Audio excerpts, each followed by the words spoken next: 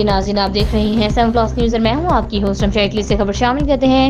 Italy سے ممتاز منیر سہوترا کی report کے مطابق انٹرنیشنل دعیہ کانفرنس 2024 کا انعقاد ہوا، جس کے آرگنائزر مقامی پاسٹر لطیف جیکب تھے۔ اس کانفرنس میں دنیا بھر کے مسیحیوں نے شرکت کی۔ کانفرنس میں دنیا بھر سے آئے ہوئے خدا کے خادموں نے لوگوں کو خدا کا کلام سنایا۔ پاکستان سے آئے ہوئے خصوصی مہمان پاکستان کے نامور طبلہ نواز سنی خان اور خدا کے پرستار عارف بھٹی تھے۔ کانفرنس کے آرگنائزر پاسٹر لطیف جیکب نے دنیا بھر سے شرکت کرنے والوں کو خوش آمدید کہا اور ان کی سلامتی کے لیے خدا سے التجا کی۔